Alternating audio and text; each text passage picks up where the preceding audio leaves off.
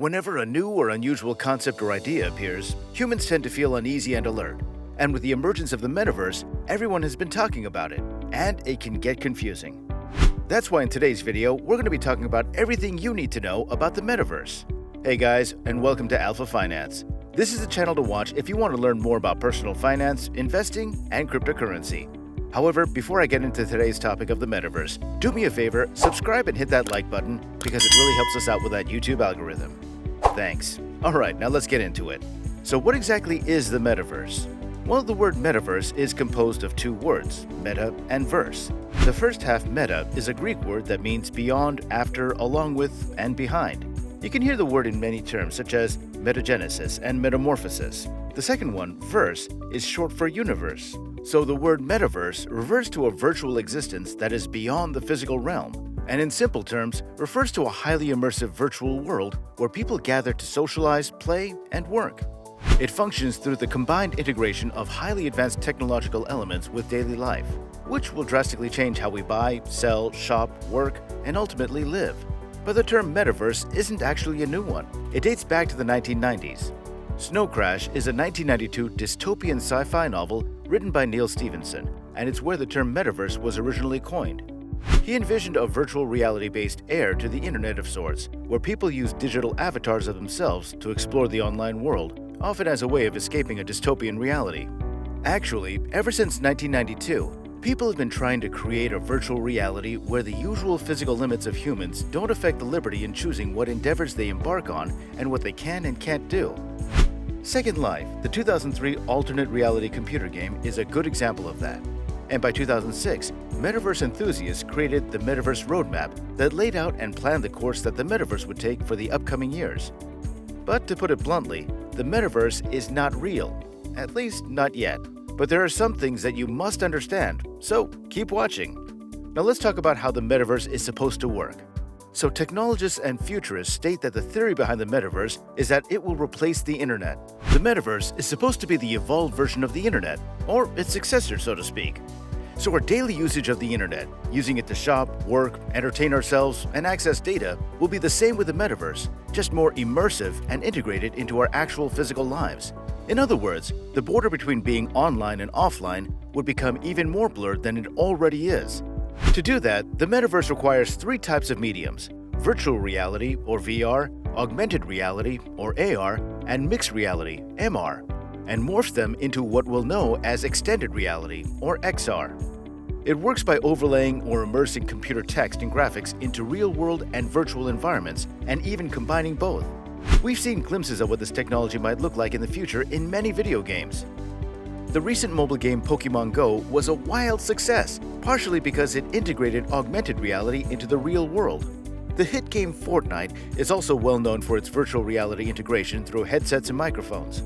Extended reality, meanwhile, is supposed to integrate both realities into the real world and create a possibility where people can walk around wearing headsets and interact both in the real and virtual world through computer-generated 3D animations and technology.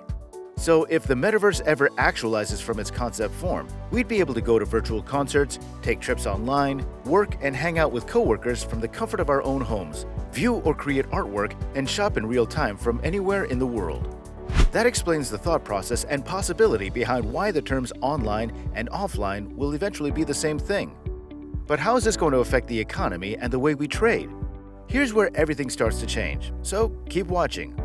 Well, the metaverse is planned to act as an extension, or even an upgrade to the world's current economy. The only difference it'll have from how we currently build, invest, and trade in products and services is that it'll be much quicker, more direct, and almost instantaneous. To achieve something of that extent, NFTs might be just what we'll use. NFTs stand for non-fungible tokens. They're digital assets, just like cryptocurrencies, but are not interchangeable.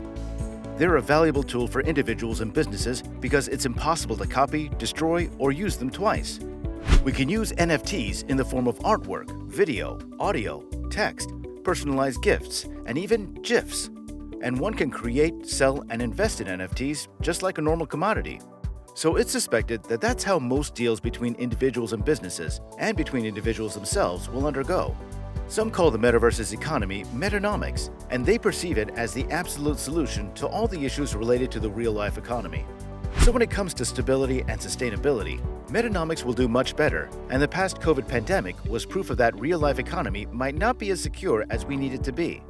So just how close are we to this metaverse becoming a reality? Well, as far as we know, it still has quite a ways to go before it's realized. However, technologists and futurists are already discussing it.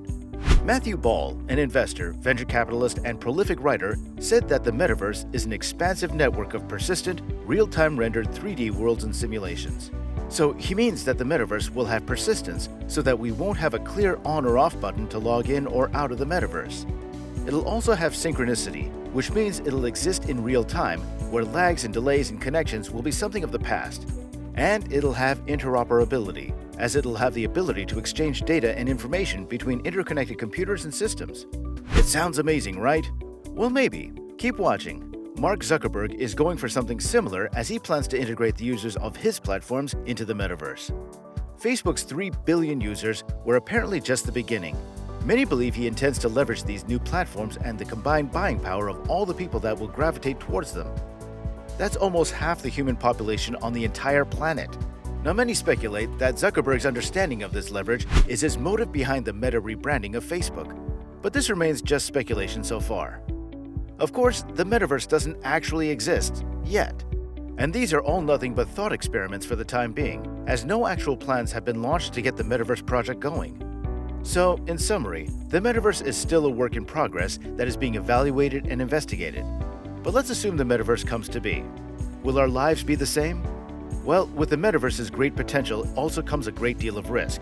The metaverse's nature can cause irreversible damage to both the economy and everyday life of people.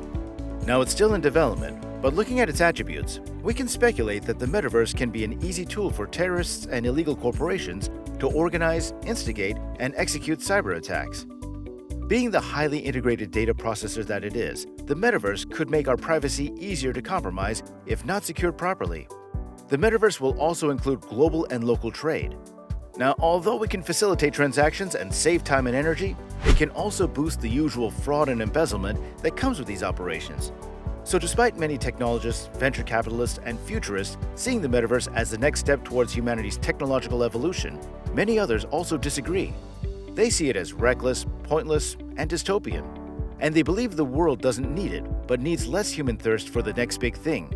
They believe there needs to be more attention and investment towards solving the actual problems we're facing, like world poverty, climate change, and famine. The sort of metaverse problems might worsen as it plans to accelerate everything, including global issues. So there you go, millionaire. Everything you need to know about the metaverse and what different parties think of it. So, do you have any specific thoughts or opinions about it? And what side are you leaning towards? The one who's for the metaverse or against it? Let us know in the comments. But that's it from this video. Thanks so much for watching. We really appreciate it. Now, if you like this video and you want to see more, please like, share, and subscribe to our channel. And if you have any questions, comments, or suggestions for future videos, please leave them in the comments section below. We'll see you next time right here on Alpha Finance.